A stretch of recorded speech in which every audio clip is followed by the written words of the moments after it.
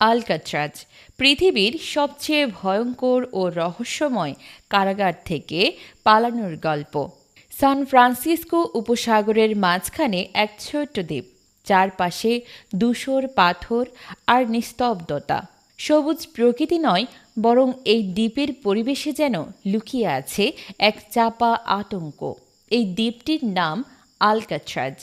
দূর থেকে মনে হতে পারে শান্ত নিরিবিলি কোনো জায়গা, কিন্তু বাস্তবতা সম্পূর্ণ ভিন্ন। এই দ্বীপের প্রতিটি ইঞ্চি যেন সাক্ষ্য দেয় এক ভয়ের, এক রহস্যের, এক ইতিহাসের। 20 শতকে এই দ্বীপেই গড়ে ওঠে আমেরিকার সবচেয়ে সুরক্ষিত এবং ভয়ঙ্কর কারাগার। এটি এতটাই দুর্ভেদ্য ছিল যে অনেকে একে ডাকত দ্য রক নামে। উত্তাল সমুদ্র, ঠান্ডা হিমশীতল পানি আর কঠোর নিরাপত্তা ব্যবস্থা, সব মিলিয়ে এই জেল ছিল প্রায় এক মৃত্যুপুরী। 1909 সালে এখানে প্রথম জেল নির্মিত হয়, কিন্তু 1934 সাল থেকে এটি পূর্ণাঙ্গ হাই সিকিউরিটি কারাগার হিসেবে চালু হয়। উদ্দেশ্য ছিল এমন এক জেল তৈরি করা যেখান থেকে পালানোর চিন্তাও যেন কেউ না করে। এই কারাগারে বন্দী ছিল এমন সব অপরাধী যাদের নাম শুনলেই গা শিউরে ওঠে। তাদের মধ্যে ছিল mafia king Al Capone, serial killer Birdman Robert Stroud আর মেশিনগান কেলির মতো কুখ্যাত অপরাধীরা। অবশেষে 1963 সালে কারাগারটি ব্যয় সংকটের কারণে স্থায়ীভাবে বন্ধ করে দেওয়া হয়। তবে 2018 সালে তখনকার প্রেসিডেন্ট ডোনাল্ড ট্রাম্প ঘোষণা দেন আলকাট্রাজ আবার চালু হতে পারে। সেই সঙ্গে তিনি দাবি করেন এই কারাগার থেকে কেউ কখনো পালাতে পারেনি। কিন্তু ইতিহাস কি তাই বলে? না, ইতিহাস সাক্ষ্য দেয় এক অবিশ্বাস্য জেল ব্রেকের। সময়টা 1962 সাল। আমেরিকায় তখন রাজনৈতিক ও সামাজিক অস্থিরতা চলছিল, অপরাধ বাড়ছিল দ্রুত। সেই সময় দুই ভাই জন অ্যানলিং ও ক্ল্যারেন্স অ্যাংলিং ডাকাতির অপরাধে ধরা পড়ে।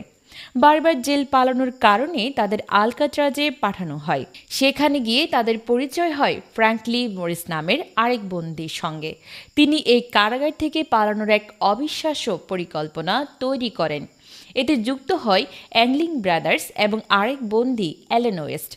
তারা প্রায় 6 মাস ধরে রাতের আঁধারে চামচ দিয়ে সেলের পেছনের ভেন্টিলেটর একটু একটু করে খুঁড়ে যেতে থাকে।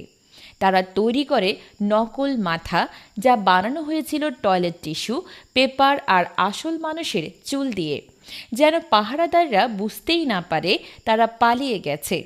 1962 সালের 11 জুন রাতে পরিকল্পনা বাস্তবায়নের সময় এসে যায়। কিন্তু সমস্যা হয় অ্যালেন ওয়েস্টকে নিয়ে।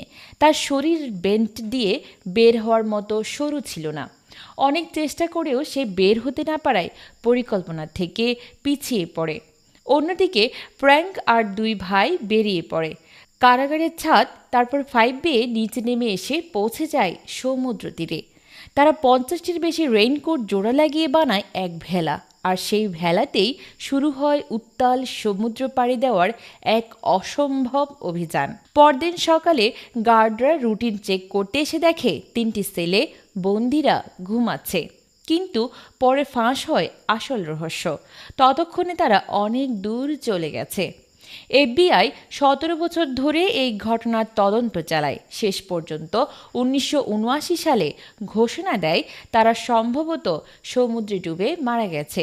কিন্তু আজও অনেকেই বিশ্বাস করে তারা হয়তো কাছের কোনো দ্বীপে উঠে গা ঢাকা দেয়। এই ঘটনার 1 বছর পরেই অতিরিক্ত খরচের কারণে আলকাট্রাজ স্থায়ীভাবে বন্ধ করে দেওয়া হয়।